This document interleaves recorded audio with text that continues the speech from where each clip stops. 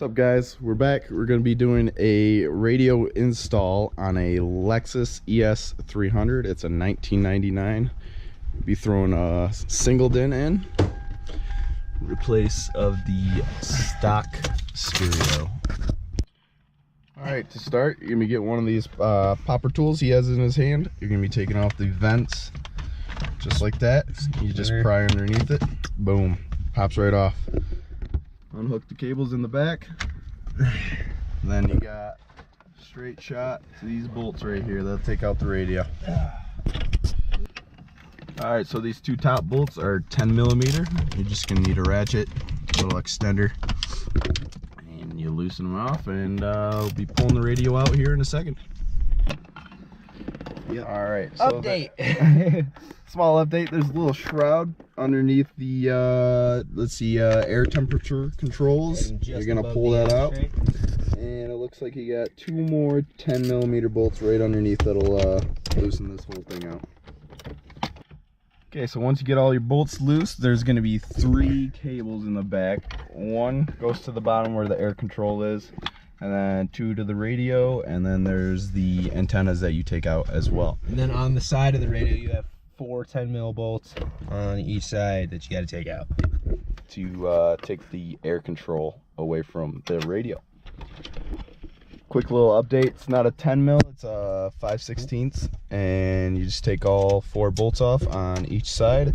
And it looks like we got some Phillips head screws right here also that are 2 on both sides that you'll have to take off to separate the radio and the air control. What's up, guys? Quick update. So we got all the wiring done for the radio itself. It's pretty easy if you get a wiring kit. And we got the aftermarket radio inside the dash kit also. We have RCA cables for sub, and we have remote wire RAN for the sub also. And that's going to be going through the carpet, down through the bezels, to the back of the trunk where the sub's going to be.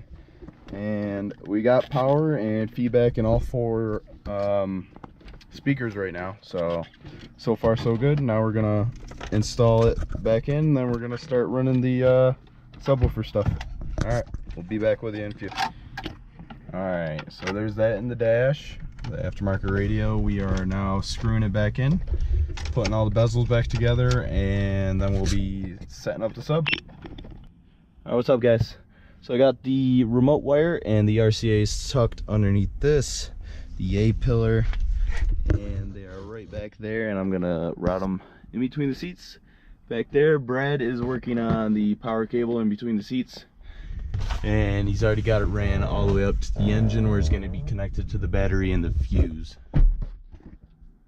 And this is how the radio turned out. Aftermarket deck. Right there installed, nice little pocket. Everything looking pretty much OEM.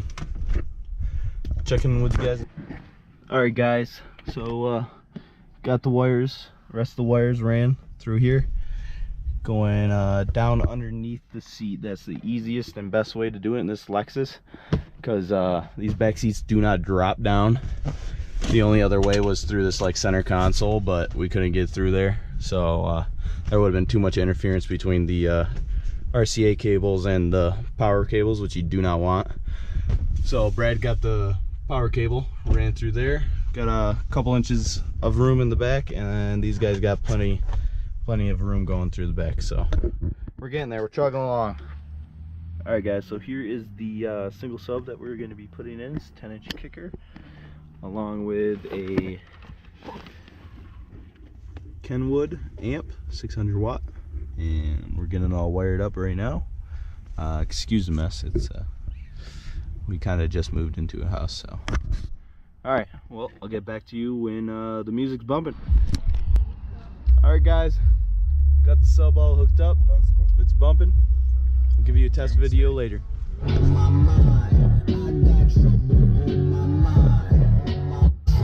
All right, guys, we're back. So we switched up plans. Instead of putting the sub in the sub box, this Lexus had a stock sub, which we took out and replaced it with a kicker, the 10-inch. We just had to make the hole a little bit bigger. All we did is take some metal cutters and bend the hole back a little bit, and it's fitting in there really good. Give you a test video here in a minute when we get everything all hooked up. Get some bitches, wet willies, soaked getting jiggy with it and Bel Air's riches. With a bag of pills, couple berries, and a biscuit. Trouble on my mind. I got trouble on my mind.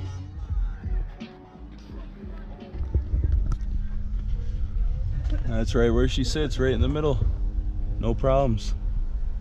Huh?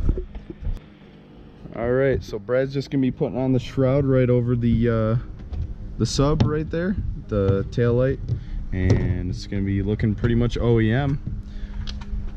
So once we get everything all cleaned up, should be all set to go. There's the empty sub box, so if anyone wants this, just let us know and we'll send it to you for a little bit of cash. There it is, one last time, just sitting there, looking like it's supposed to be there. All the wires all hooked up and everything. All right, we'll catch you guys on the next one.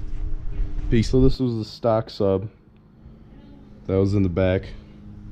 It's a Pioneer, I believe it's an 8-inch, but we got the 10-inch to fit in because this huge bracket that's around it. We just widened the hole a little bit. The 10-inch fits in there OEM, man.